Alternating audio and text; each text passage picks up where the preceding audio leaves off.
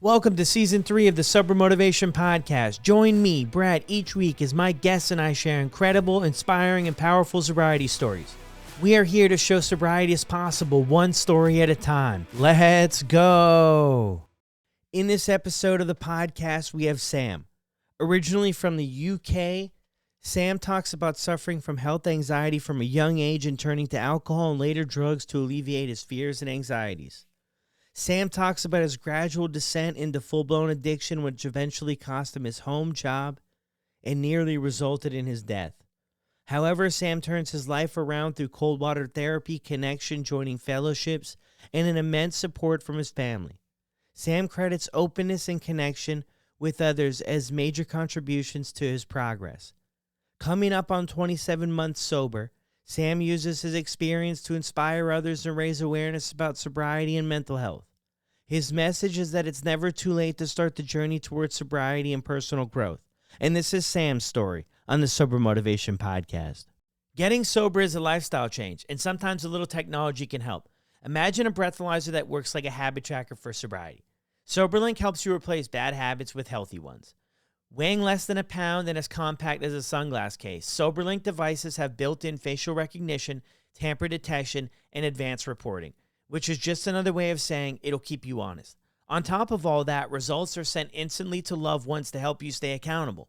Go after your goals. Visit soberlink.com/recover to sign up and receive $50 off your device today. Here's a quick update from Sober Sisters, your go-to community for women's sobriety and empowerment. Megan from Sober Sisters is hosting 2 incredible sober retreats, Bali in April and Vermont in May. These retreats are all about empowering your sober journey in magical settings and building friendships to last a lifetime. If you're interested, head over to sobersisters.com/Bali-2024 for more details. If you've been a fan of the show for a while, going all the way back to episode number 2, Megan came on the podcast and shared her story. I'm definitely grateful for the friendship that Megan and I have developed over the years working together on several projects. Check out these retreats that she's putting together. She's already done a couple, and they've been nothing short of incredible. And I got to give another huge shout out to our other new sponsor, Charmaine, cooking show host and author of Delicious and Doable Recipes for Real and Everyday Life. Charmaine prides herself on living a drug and alcohol-free lifestyle, and she's also a huge fan of the show. So if you're hungry for fun, delicious, and doable dishes, Charmaine's collection of over 70 mouth-watering recipes will be sure to please your hungry gang. Pumpkin muffins with coconut crumble toppings, lemon walnut tuna melts, cranberry turkey burgers with sweet horseradish mayo, and grilled chocolate sandwiches are just a few of the fabulous and flavorful dishes you will enjoy preparing and devouring with ease. Check out Charmaine's cookbook today. I'll drop the link in the show notes below to the Amazon listing. Let's go. Welcome back to another episode of the Sober Motivation Podcast. Today we've got Sam with us. Sam, how are you? I'm very well, thank you, mate. How are you? I'm good, man. I'm glad we could jump on here, connect, and share your story. Yeah, appreciate the opportunity to share my story, mate. Thank you. Yeah. So what was it like for you growing up? So I'm from the UK and I had a very happy childhood. I've got a brother and sister, mum and dad. But from a young age, I noticed that my mind was very different to my brothers and sisters. I developed from a young age this health anxiety as a hypochondriac, and I'd overanalyze thoughts and feelings and just become obsessed with them. And then from an age of 13, I'd be hanging around the shops with my friends and waiting for someone to come along that was older, that would go in and get us some cider. And from the first sip of cider I had over the field when I was 13, I just felt all these feelings and fears and anxieties just slip away. And I honestly remember thinking this must be what normal's like, what other people were like, because I always was very aware that the feelings and thoughts I was having were not normal. So it quickly became a problem and it became a reliant, whereas my mates would only drink over the field at weekends. That was the same with me to start with, but I just could not wait for the weekends to start and get that drink down my neck. And it just become very progressive very quickly. And I'd end up starting on a Thursday, call it a dirty Thursday. make fun names for it, so it didn't seem as if it wasn't as normal.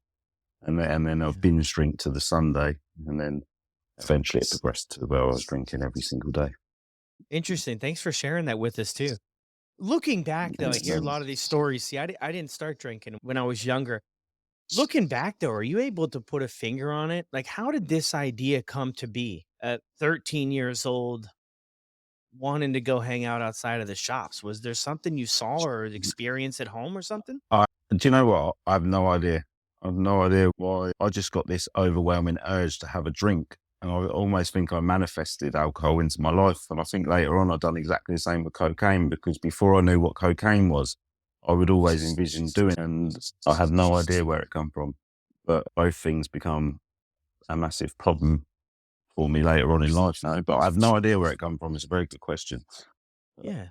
Interesting. Yeah. I always wondered that sometimes because I know for me later on, it was like peer pressure. And as I got older, a lot more people Mm, experience it. And it was like a thing to connect with other people. But I'm thinking it, how does yeah. that come about? My My eldest is 30 now, and it worries me. But I do think it was an overwhelming thought to get out of my own mind. I was so uncomfortable in my own skin and with my own thoughts. So I just learned a little bit what alcohol's about. And I probably was aware that it would help me escape from reality, which it Mm. did. But the trouble is, it helps you escape from reality and it gets rid of all your fears and anxieties. But when the substance wears off, and then fears, anxieties, and thoughts come back twice as much, and they're heightened and exaggerated. So then you're chased very much of a vicious circle. I call it a helicopter blade because it's a vicious circle. Yeah, no, that paints a good picture for it. Yeah, the helicopter blade, that's dangerous. And a lot of people Mm, too share that this stuff, it works so well in the beginning, and then one of the scariest moments of their entire addiction cycle or when they were struggling with stuff is when we hit that place where it doesn't work anymore. And that's a mm, very scary place because it offered us some comfort in a sense for so long, and then it's like, boom, now we have all these yeah. other problems that it's causing us, and then it's just not providing the relief it once did. How were things for you in school growing up? So I was suffering so much with my mental health, and I'm very vocal about it now, but I wasn't. I wasn't. It's a different time back then as well. People wasn't talked about it. I think, especially with men, you're told to man up and be a man. So I felt very scared and alone with my feelings. And it wasn't until later on in my 30s when I opened up about my mental health struggles that other people opened up back to me. And I thought, oh, I'm not the only one that feels like this. So even though I was the class clown and I put a front on it and I was always making people laugh, on the inside, I was absolutely riddled with fear and anxiety. And when I opened up about it years later, my friends and family did not know that I was feeling that way because of how well I got at hiding it. But it was torture for me. It really was. Yeah.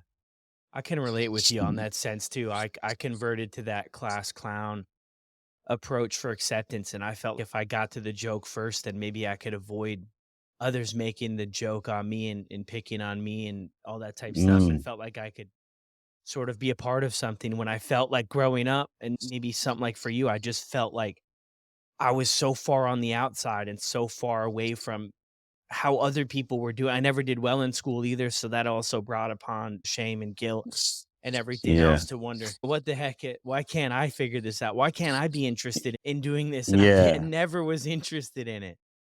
Yeah, and I can relate to that as well. And it was difficult as well because my brother and sister were doing so well in school and never got in any trouble. And then I was coming home late because I was always in detention and always getting into scraps and always getting trouble, and they were having none of it. And I was thinking, why am I so different? And I felt out of place and I could never put my finger on why. But it's just I was Yeah. wired up differently. Yeah. Yeah. And it's so interesting too, because when I reflect back, hindsight's 2020. Now I can see it clear as day. But at the time, I really had no idea what was going on. Like I wasn't able to put the pieces together when I was younger, like even up to probably Mm, 15 years old. I couldn't put the mm, pieces of the puzzle together to what was really going on. And then to your other point too, is that the conversations were much different. Anytime I would yeah. maybe try to open up a little bit, it would be pushed back to just doing well, following the rules. And like I understood that was important to people, but that was really hard for me to do at the time. Yeah, absolutely. I'm exactly the same. even it left me feeling quite worthless, to be honest, and it was scary, a big place to be. And I even remember from a young age thinking, when I grow up, I'm not going to have any idea how to be an adult, and it used to scare me. You know what I mean? But, Yeah. and when we started drinking and experimenting with drink and stuff, I really thought I'd arrived and thought, oh, this is the thing. And it gave me confidence at first. And it gave me the boost that I felt like I needed to become and function like a normal person. But like your point earlier, very quickly, it's your best friend, and then it turns its back on your alcohol and it will stab you in the back. And that's why I feel alcohol, because it's so accepted, it's even more dangerous than any other drug there is, because it is a massive gateway drug, I feel. Because I was experimenting with alcohol. When that stopped working, that's when from a young age I ended up getting on the harder stuff like cocaine and speed and stuff. Yeah. And that's such a that's such a valid point too, because it's almost frowned upon, and things are improving, which is good in this light, Sam. But Yeah. it's frowned upon in a sense that when you say you're not drinking, or if you're not getting involved with the boys at the party or whatever it is for the football match, or you're almost looked at as more of an outsider. And that's tough Yeah. when we're younger and we're trying, like, I think like guys like you and me, we're trying so hard to fit in and just be part of something. Yeah. I was more than willing to sacrifice my own self-respect just to belong somewhere, because I wanted that sense of community so bad. And then over Yeah. time, that looks different, right? Then that looks like getting arrested or losing jobs or Mm. burning relationships to the ground. When we're younger, it might look like suspension, which I'm with you too, like that hopeless feeling. And I had Mm. suicidal thoughts too, like a lot in high school. Just why can't I figure this Yeah. out? And I was hospitalized a few times for that. And I Mm. just felt, yeah, the same way, right? Because if you don't do well in school, it's preached that the rest of your life might not look so well. Yeah. I can relate to you so much, and when you're talking, and that feeling of wanting to fit in, and I think that's why we put ourselves through it so much.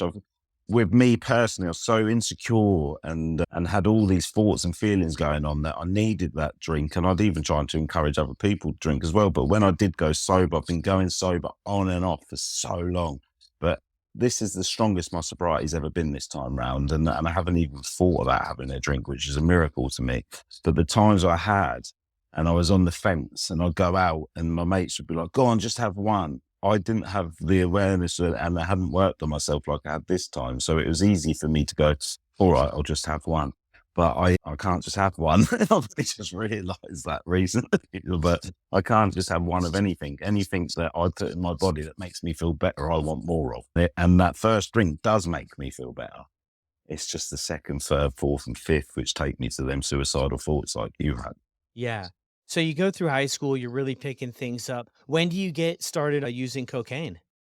So when I was about 16, I've got a family member, but he was older, and I looked up to him, but he was on a bad path himself. He was the first person I opened up to about these feelings and emotions I had, and his advice to me was take cocaine, it will make you feel better, which at the time I thought he was right, because the first time I took the line of cocaine, I thought, wow, I've arrived again, the same feeling as what I got with alcohol, but more extreme. And I thought, this is it, this is the missing puzzle piece. But the trouble with that is the same as alcohol. When that wears off, your thoughts, fears, and emotions all come back even worse than before and heightened. And when you put a chemical into your brain and you get that massive dopamine hit and the crash, the dopamine hit is the thing you chase constantly, but that crash will really take you to an all-time low. And then you're chasing that dopamine hit for a long time, and you do crazy things to get it, and it completely changes your character. It changes who you are as a person, because everything becomes so obsessed on getting that high all the time and escaping from a reality. And the reality you had was bad already with your mental health struggles and the mixing it with drink and stuff. But when you mix it with a chemical, I think that everything just becomes, your whole reality becomes different. And it's a scary place to be. And I try to advise people never to experiment with cocaine, because it might start off with harmless fun, but you don't hear many happy endings when people have experimented with cocaine, whether they use a little or a lot. It will take people away from you. It will take your money away from you. It will take everything away from you in the end. Yeah. No, so much truth to that. I got involved with the cocaine too for a bit. It was a hand in Yeah, hand type thing. It seemed to go hand in hand with the parties and drinking at times. But yeah, yeah, you're right. The crash at the end, it's if you were sad and already struggled with sadness or depression or anxiety before, when you ran out, everything was 100x. Staying up all night, not sleeping, and then on top of all that, all your money's gone. Yeah, so yeah, yeah. it's a really bad. It makes Uh, a bad situation much worse fast. oh, absolutely. It heightens and exaggerates it. And I developed this fear in the end of not falling asleep. I didn't want to fall asleep because I'd always hear about celebrities and stuff that had gone to bed after drinking drugs and not woken up. So I just assumed if I went to bed, I wasn't going to wake up. I wasn't thinking clearly, obviously, because drugs can kill you whether you're awake or whether you're asleep. But I would stay up days on end, drinking and taking drugs, and would not fall asleep until I passed out about 4 or 5 days. And it would just drive me to the point of complete insanity. I would be hallucinating. I'd be seeing things that wasn't there and everything. And it nearly killed me. And I expressed this on a podcast recently. If you get captured in war, they will stop you eating and they'll stop you sleeping to punish you. And when you're taking cocaine, you're not sleeping, you're not eating, and you're at war, but you're at war with yourself, aren't you? So it's just crazy. It's an insanity and a crazy way to live. It really is. Yeah, so true. So what do you do after high school? So I was a chef, but my drinking and drug taking after then, I went to college to do catering, and I was quite talented at it. And my head chef used to get very frustrated because my mind had gone by then, and I would spend most of my time in the college bar instead of the kitchen where I was meant to be. And then I did stay in catering for a little bit, but I just couldn't hold a job down and everything because my addictions were taking the better of me. So I'd become very unreliable, like completely different to how I am today. If I went out at the weekend, I wouldn't be in on a Monday. There's no way. And you can't do that when you're working in any job. So I ended up sitting on a forklift for years, and I knew I should have been in a kitchen preparing food, but I was doing that. But I had 2 young daughters as well, so it was nice to watch them grow up. If you're working in the kitchen, then you're never going to see your family. So it helped on that side of things. But I didn't want to be there, and I had no passion in it, and it was a very toxic environment, which just gave me even more of an excuse to smash myself to bits with drinking drugs in the evening. Did anybody mention anything to you about what was going on? I think we get very good at hiding it, don't we? They knew that I was troubled, but not to the extent of where I was. And I certainly put enough of a front on for people not to know that I was suicidal and that at first. But the disease is very progressive, isn't it? And I could only hide it for so long. And when I was losing stones of weight at the time and very drawn in the face and not turning up to work, and then I ended up stopped paying my bills and everything because getting a fix was more important to me than paying my bills, and I lost my home and everything. You can't hide it anymore, So my family were. The thing is, I was trying to protect them for so long, and I didn't want to speak to them and open up. And as soon as I opened up and spoke to them about it, I wish I had a long time ago, because your family are going to love you no matter. And they proved that to me. My mum and dad took me back in. My brother and his wife took me into their home through one stint as well. I relapsed on both of them times, but they got me back on track quicker. I moved out of my mum and dad's house at 17. I moved back in my 30s, and it was a shock to the system for everyone. But without them, I probably wouldn't be here now, because I was having some really dark, deep thoughts at that time. And I felt like I was a burden on everyone. And at one point, I thought, instead of telling my family how I feel, it'd probably be better off if I wasn't here. And that is crazy thinking that now. And when I look back at that time, and I was having them thoughts, I can really relate to how people feel with suicide, and I never got it before. And my best friend when I was younger took his own life, and I was filled with anger for a long time and never really understood it. And it wasn't until I had them dark thoughts myself that I finally got it. And I truly do believe, and this is why I try and push people, that people say you need to talk about how you're feeling, and that is so true.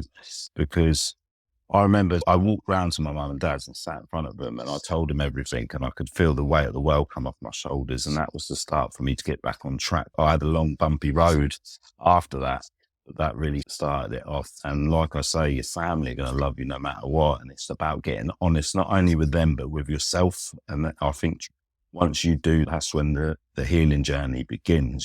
Yes, there's so much truth to that. Yeah, the healing journey. Yeah, we have to be honest with ourselves.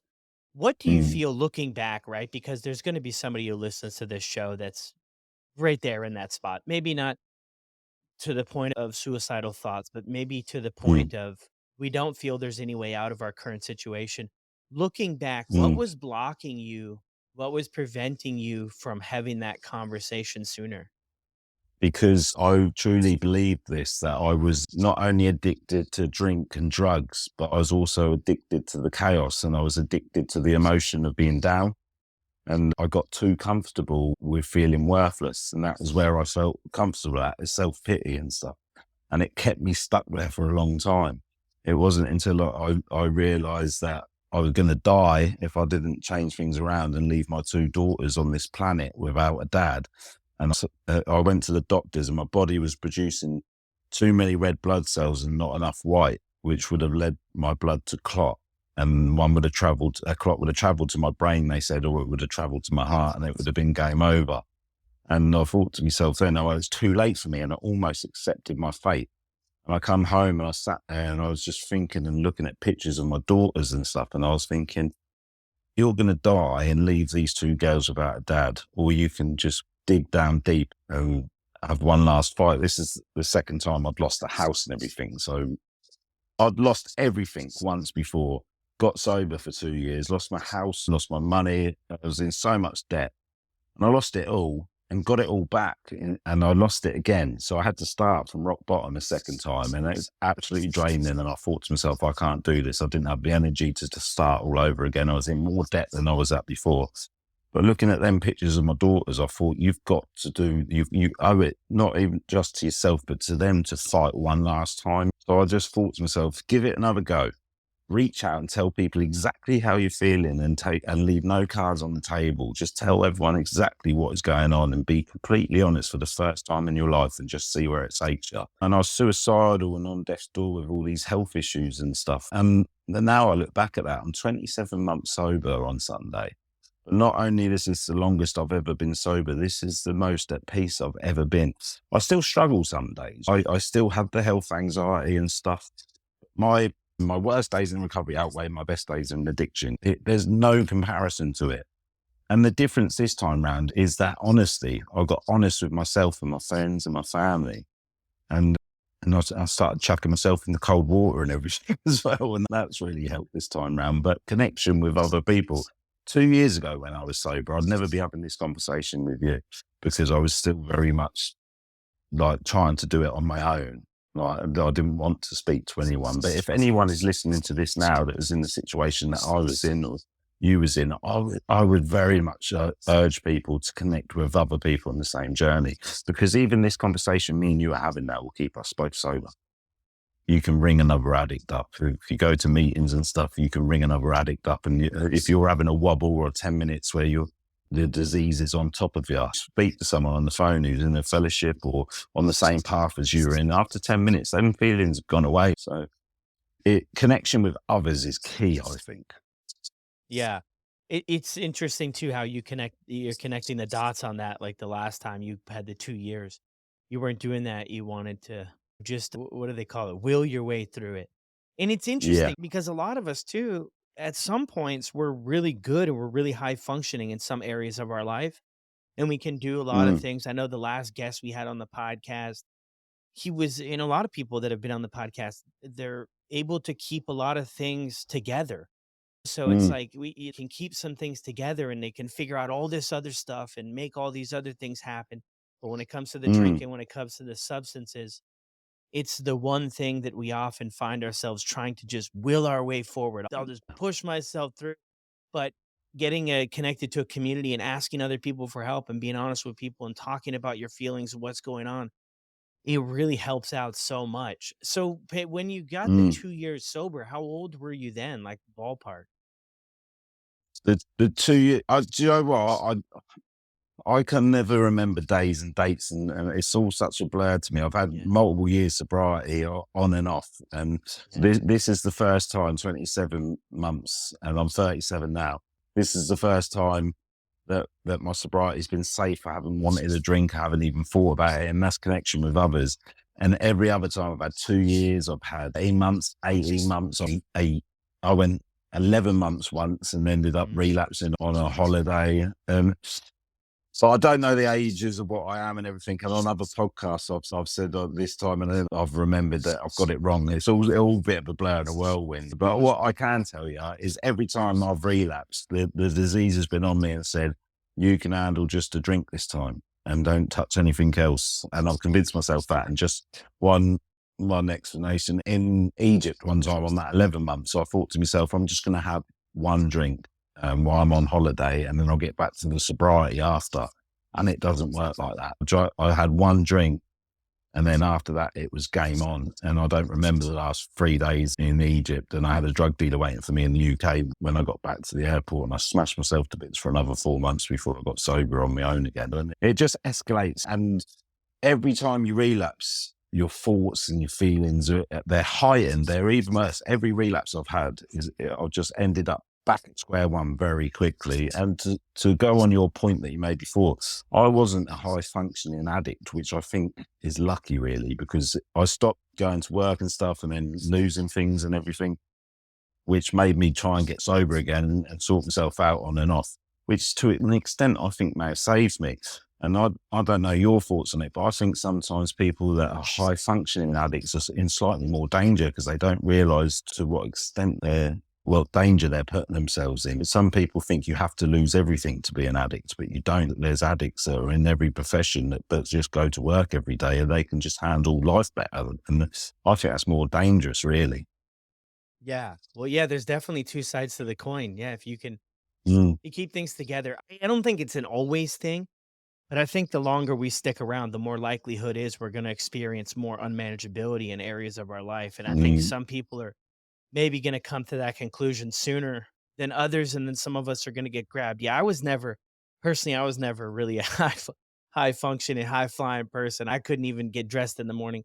But a lot of people, it's yeah. interesting, they share their stories. They're still able to do, like, incredible stuff, and for me, it Mm, probably the same for you. It blows my mind that they could keep it together.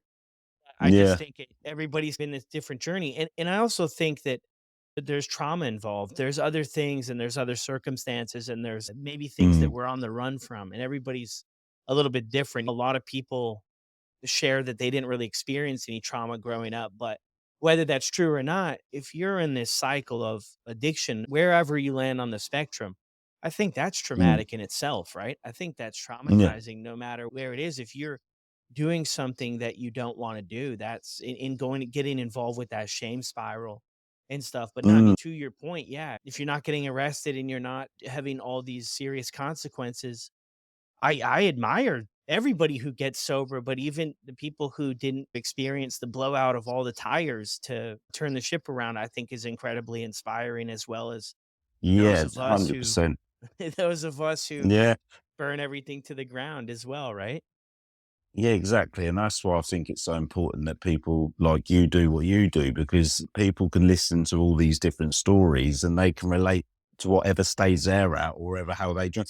Everyone used to drink in different ways, I think, but that's why it's so important that you have so many different guests on as well, because one story might not relate. Say that someone doesn't relate to this story, but they can go back and listen to your other podcast and might be able to relate to that. So that's why I just think it's incredible what you do. I think you do a wonderful job, mate. Really do. Thank you. Thank you, Sam. So, when you decided to get sober this last time, to get this 27 months, what did your life look like leading up to it? And the day that you made that decision, what did that look like for you? So I was at I've been at some lows, but I was probably at an all-time low. I've been to the doctors and they said that I wasn't going to make it much longer if I didn't sort it out. I had all that problem going on with me blood and everything, and I was just desperate. I've always had health anxiety, and then the pandemic come along, and I just didn't know where to go, what to do. I was in a job that was unhappy, and I picked up a drink again. I was crazy enough to think that I could just control it and that'd be it. And I didn't. I learned the hard way. It nearly killed me. And I thought, I've got to do something about this. And I looked into natural ways, because just me personally, and only my personal journey, medication doesn't work for me from doctors and stuff. I've tried all of them. They make the situation worse for me personally. And I looked at natural ways to help with anxiety and stuff. So I looked into this cold water therapy stuff, and I'd done 30 days of cold showers, and I noticed that my anxieties were lowering a little bit. And in true addict style, I was walking along the prom by the beach in the North Sea where I live. And I said to my cousin, there's something to this cold water thing. People are struggling with the pandemic, with their mental health, and not just addiction, but all sorts of mental health. I said, I want to try to inspire something and give myself a bit of purpose. I said, I'm going to go in the North Sea every single day for a year and see if I can inspire other people to do the same thing. And he said, no, you won't. And I was going to do it in a couple of months, but because he said, no, you won't, I started the next day. And my mum and my nephew and my sister come down and watch me. And I got into that water and it was freezing cold. It was the 15th of March. And I thought to myself, this is going to be the start of my recovery. It was a bit of a slippery slope at first as well, because I was still drinking, which I wouldn't recommend getting into cold water when you're doing that. But the second day, someone else in my hometown reached out and said they were struggling with their mental health. They were off work, they'd been in a car accident and whatnot. He got in the water with me. And then the third day, there was 4 people on the beach. The fourth day, there was 6 people on the beach. The 7th day, it just grew and grew. And over the year-long challenge, which I completed, I went in the water every single day for a year. Over 400 plus people got involved in my hometown. There was people that were signed off work with anxiety and panic attacks. They ended up going back to work off the back of it and that. I used to get arrested in my hometown all the time. I'm looking at a mayor's award for outstanding contributions to my community. But there's a thing called Pride of Britain over here. We got nominated for that. I was a finalist to that. And it really gave me a purpose. And there's a group, we're still doing it now, going to water. I'm doing a challenge at the minute, Dare to Dip December, where we're all going in the North Sea every single day. And it's really got me back on track. That and the fellowship this time round as well. When I'd relapsed and before I'd started all this cold water stuff, a good friend of mine who we used to use and drink with, Kyle Brown, his name is, he was reaching out to me because he'd heard I'd relapsed and I was cancelling his call and cancelling it. I didn't want to hear from him. I was bitter, resentful, thinking, I'm sober and it was an ego thing. I'm not sober and he is. And he never gave up on me. And he reached out to me while I was doing this challenge, and I was drinking and I was doing drugs, and I went over the other side of town and I come back from this house where I'd been taking loads of coke and drink. And my mate I see him, he'd been trying to get hold of me, but I wouldn't answer the phone. I see him outside this shop and I darted and jumped inside this shop, and the shopkeeper's trying to kick me out and I didn't want to see him. Told me, here you go. I must have hid in there for about 20 minutes. And when I come out of that shop, he was just sat on the bonnet of his car with his arms folded. And he was like, do you want some help now, Sam? And I was like, yeah, please. And he walked around this church with me for about 45 minutes. And he told me about sobriety. And he told me about the fellowship and the 12-step program. And he said to me, there is a way out. There is hope. There is help. And he took me to a meeting the next day. I haven't picked up a drink or a drug since then. And about 6 months into my sobriety, that same church he walked me around and spoke to me about, I delivered a talk in front of about 20 addicts on the other side of the window from where we were stood outside of at the beginning of that journey. So it's sort of come round full circle. But it's been 27 months now. I haven't had a drink, a drug or a cigarette. But more importantly than all that, I haven't had a suicidal thought. So it's sobriety. It's so powerful and there's so much on offer. If I would have committed suicide or died from a drink or drug overdose, I would have missed out on so much. Not only me, but my friends and my family and my daughters, more importantly, would have grown up without me, and that would have been criminal. Yeah. Well, huge congrats on 27 months. That's incredible. And it's always interesting, those full circle moments to where you're at the church. And what was different that time? Was it just that you were just at the end of your road there and you were just willing to try anything at this point? Do you know what? When I was avoiding his phone calls and everything, when I look back at it now, I was thinking if I speak to him, it's over, because I knew that I was going to put the drink and drugs down. But I was scared to. That was my escape from reality. That was my crutch. That was what I was using to get away from all my fears and anxieties. And it is daunting and it is scary, sobriety. But I knew once I spoke to him, I'd made my mind up. I knew that I was going to enter these fellowships, which I'd never done before. I just had to let go of all my ego and all my my trying to do it on my own and hiding how I was feeling and everything, because it wasn't getting me anywhere fast. And when I was trying to go at it alone, every time I walked past a bar or a pub and everything before, I would have me eye on it. I had one eye on the pub, even if it was behind me. Do you know what I mean? But I don't have that now. I can walk into a pub and sit there with friends, and I'll go to the pub with my dad and brother, and they'll have a beer and I'll have an orange juice and lemonade, because the difference between them is they can have one beer and go home. If I had one beer with them, I'd go to the corner shop and get the gin. And then once I got the gin, I'm ringing the drug dealer, and then I'm not going to work Monday. There's the difference. So it's about learning and accepting that as well. So, and I don't miss alcohol anymore. What I enjoy is connecting with people like you and other people on this journey and learning about all this and why we drunk, and self-developing.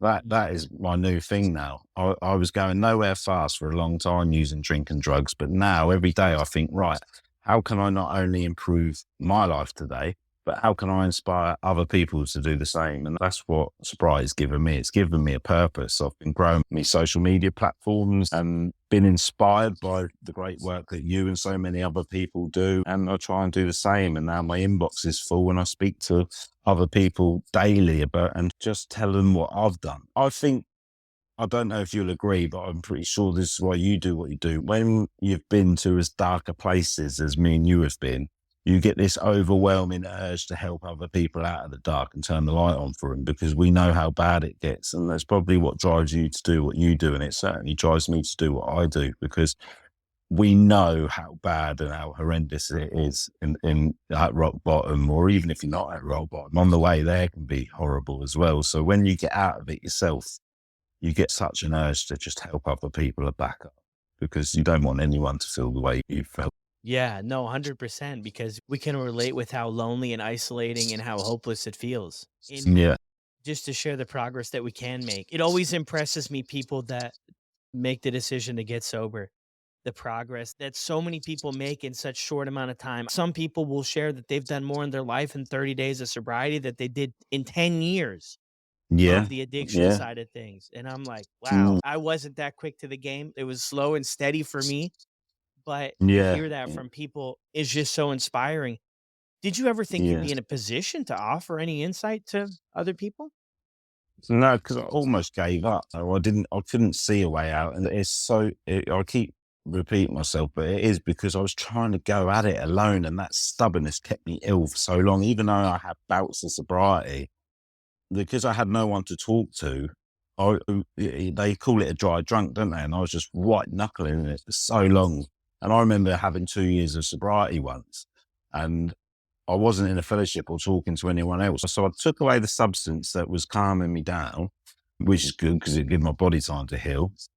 But I was just left with all these thoughts and feelings and everything, and no one to talk to about it. So it's very scary. So I even say that them 2 years I had in sobriety before were probably worse than active addiction. At least in active addiction, I was like off me nut, not knowing what was going on. But I was sober for 2 years, scared out of my wits.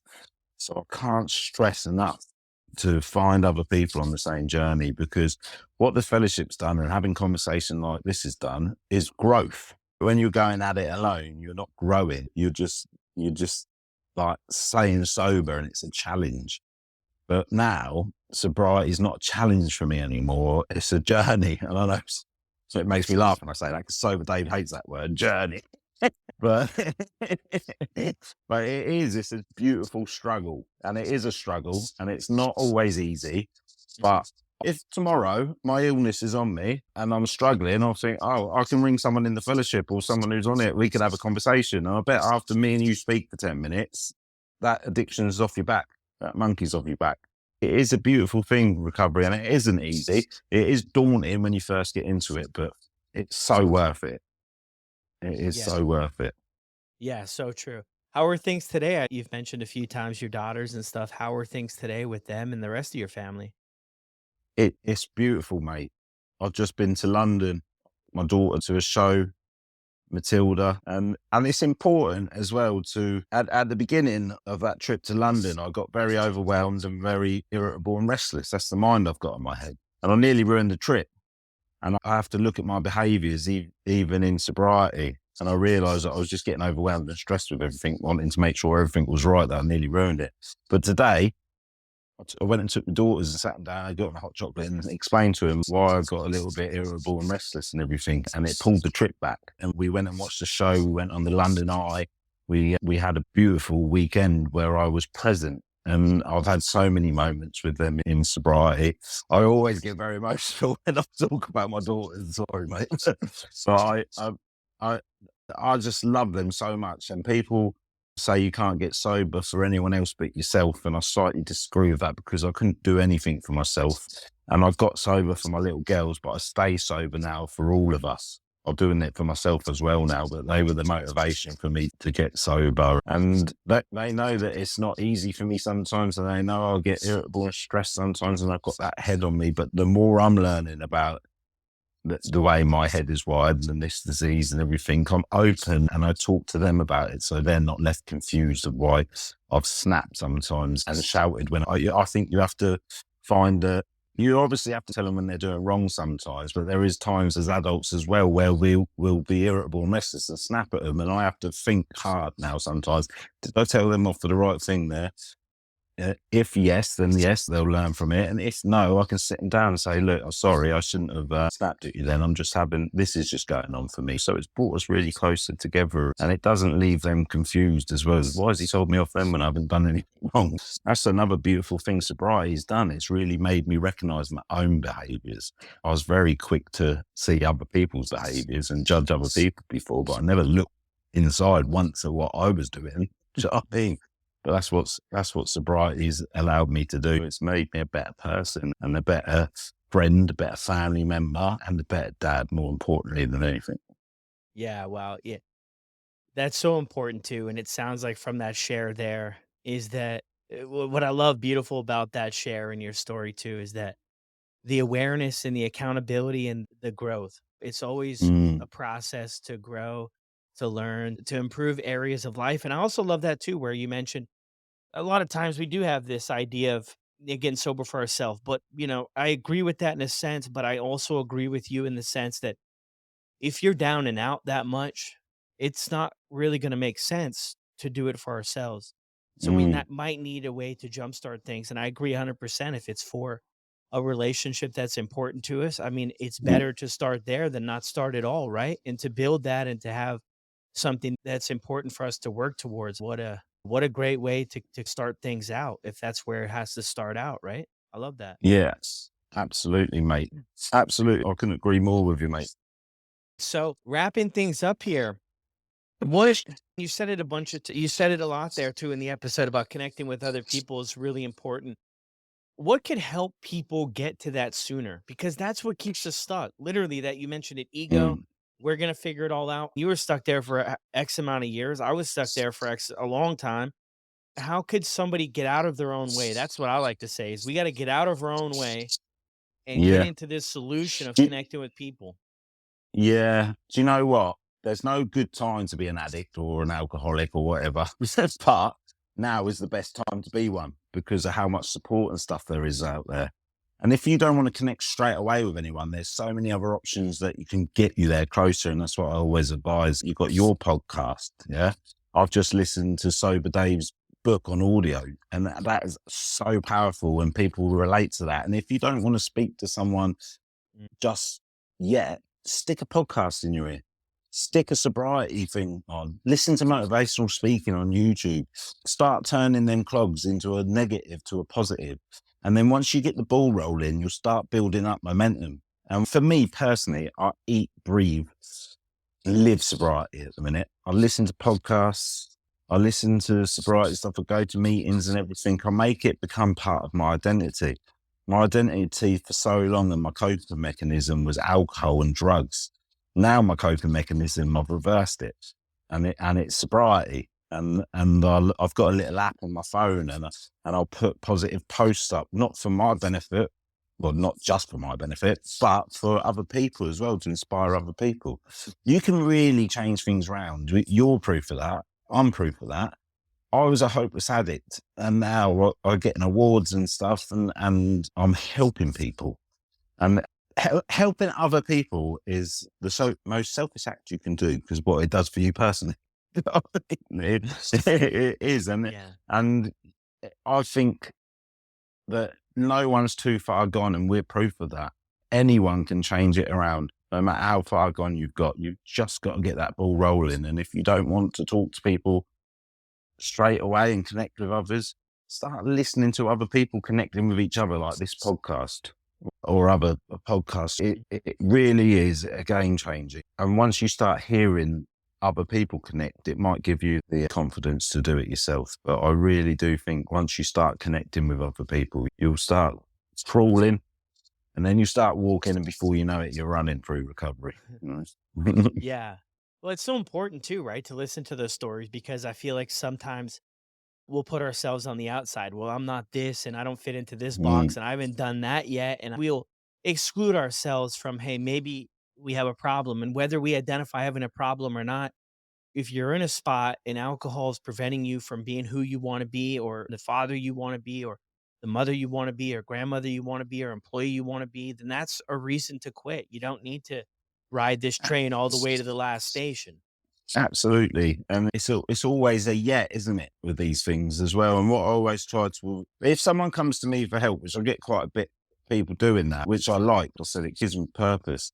But I often ask them to do an exercise where I get them to draw a line down a bit of a paper and write alcohol above it, or drugs, or whatever it is, and write on one side the positives and write on one side the negatives. And if one outweighs the other, then you've got your answer, haven't you? And 9 times out of 10, it's negative. Do you know what I mean? It's just not, whether you drink a little or a lot, I don't think it brings you any benefit to your life. And it's a poison that you're putting in your body at the end of the day. It's like, why would you want to do that? Well, I think once you get into sobriety and see alcohol for what it is, you can't unsee it as well. And I just think I was crazy to put that stuff in my body now, which is a good place to be at. Yeah. Yeah, and what I got from too, your other thing, the last segment there is that, and I'm a big believer of that too, is you just have to start somewhere. You just have to start with Mm, something, because when I look back at my journey, the seeds were planted long before I made that final move. That final decision was made. The seeds were planted and they were growing slowly but surely. From, there wasn't really sober podcasts that I was listening to, but I was going mm, to different meetings. I was going to therapy. I wasn't really giving it my all at the time, but I was showing up in mm, different places, and I would hear different things, and I would take in different things, and the seeds would definitely start to grow. So if you're in the earlier stages of curious about all this stuff, like I'm definitely with Sam on that. Like just plug into something, start to mm. plant the seeds and water them a little bit, and then things will come around. Sam, before we sign off, is there anything you want to leave people with? Where can they follow you? Where can they check you out on Instagram?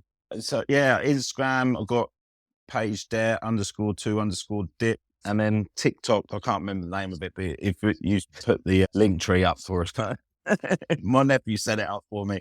But That I'll send you the link tree, and perhaps you can put it up with the post, brother. Yeah, of course. Now I get it, man. I'm with you too. Remember you shared earlier about the dates and everything, because when I do the podcast with people, like it's a guesstimation in a sense.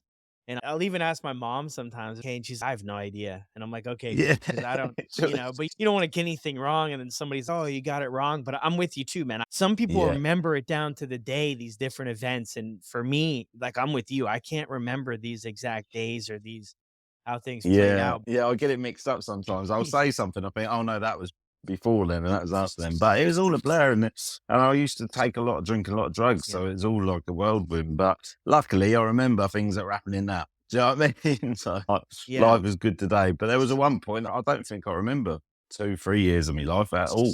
You know what I mean? So that's another important point. To be fair, that's what I'll leave you with. Right, recovery for me has given me an opportunity to make memories and not forget them. Life is too short. We get about 8 years on this spinning rock if we're lucky. I want to make memories and leave my family with beautiful memories. I don't want to go out, chuck a load of drink and drugs down my neck and forget everything. And that is what is on offer with sobriety. You can have a beautiful life beyond addiction. And at the minute I am. Yeah, beautiful. Well, huge congrats on 27 months, and thanks for sharing your story with us. Thank you so much for giving me the opportunity, mate. And I think you're brilliant. Huge congrats, Sam, on 27 months. Thank you so much for jumping on the podcast and sharing your story. I hope you guys enjoyed this one as much as I did. I can relate to so many areas of Sam's story, and I'm sure that some of you can as well. Thank you guys so much for the continued support on the show. Got a really, really cool holiday episode coming up. I sat down with 4 other people, 5 of us total. We recorded a podcast, everything about the holidays. That's going to be coming out next week on Tuesday, so stay tuned for that.